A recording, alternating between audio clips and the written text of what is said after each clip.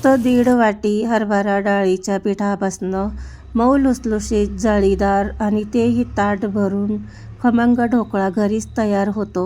तर नमस्कार मंडळी, मी ज्योती। तर इथं आहे ना, दळलेली डाळ जी असती ना, डाळीचं पीठ, ते 1.5 वाटी मी पीठ घेतलं आणि 1 छोटा चमचा लिंबू सहज टाकलं, किंवा लिंबू टाका किंवा दही टाका, आणि 3 चमचे साखर टाकली। पोहे खाण्याचा जो चमचा असतो तो 3 चमचे साखर टाकली, आणि त्यानंतर आहे ना 1 पाव चमचा इतकं मीठ टाकलं, 1 चमचाभर तेल टाकलं। तेल टाकल्याने काय होतं ना, घशामध्ये ढोकळा अजिबात अडकत नाही।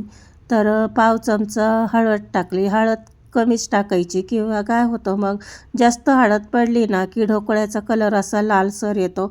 त्यामुळं हळदीचं प्रमाण कमीच करायचं, आणि थोडं थोडं पाणी टाकून एकजीव करून घ्यायचं पिठाचं, किंवा मिक्सरलाही काढलं तरी चालतं, पण रवीने हटून घेते मी। असं थोडं थोडं पाणी टाकून जसं आपण डोशाचं पीठ तयार करतो ना, अगदी त्याच पद्धतीने डोशाच्या पिठासारखं पीठ आपल्याला तयार करायचं। जास्त घट्टही नाही आणि जास्त पातळही नाही, असं मध्यम डोशाच्या पिठासारखं पीठ आपलं तयार करायचं। आणि जेव्हा पूर्ण एकजीव होईल ना, त्यानंतर आहे ना काय करायचं, अर्धा चमचा खाण्याचा सोडा टाकायचा, किंवा मग इनोची पुडी टाकली तरी पण चालतं। 1 इनोची पुडी लागते 1.5 वाटी पिठाला, पण मी अर्धा चमचा आहे ना खाण्याचा सोडा टाकला।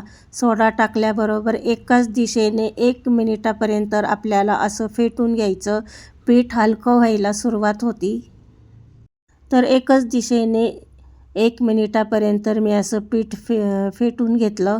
त्यानंतर पीठ किती फुगलं बघा, आणि ना त्या एका भांड्याला मी तेल लावून ठेवलं होतं थोडंसं अगोदरच, आणि त्या तेलाचं पातेल्यामध्ये आपण ते पीठ ओतून दिलं, म्हणजे काय होईल ना, तेल लावल्यावरती पीठ अजिबात पातेल्याला चिटकणार नाही, ढोकळा मोकळा सळसळ निघेल त्याच्यामुळं।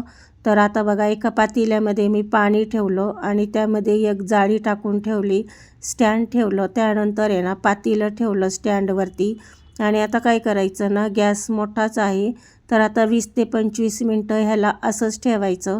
त्यानंतर पातेलं झाकल्यानंतर आपल्याला काय करायचं, मध्यम गॅस करून ठेवायचा 20 ते 25 मिनिटे।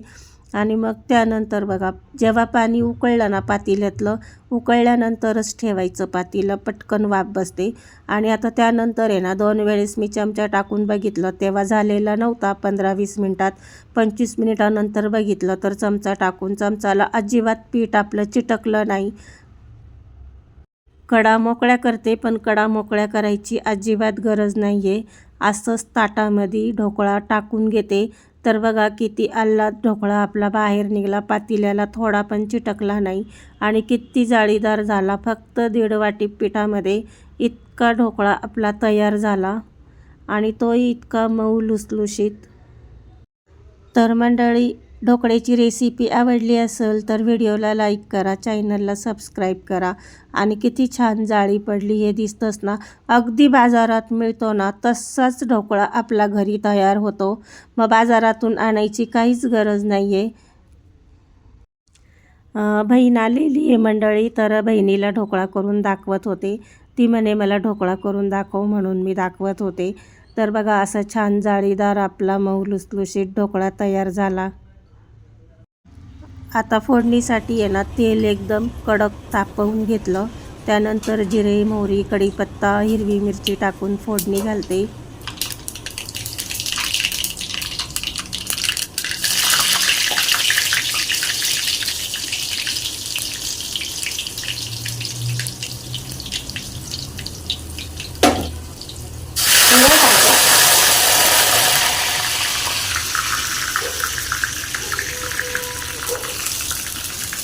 आणि तुम्हाला आहे ना, जर ओलसर ढोकळा पाहिजे असला ना मंडळी, थोडं साखर आणि पाणी टाकून उकळून घ्यायचं पाणी, आणि मग टाकायचं, ओलसर होतो। आम्हाला असाच आवडतो। व्हिडिओला लाईक करा।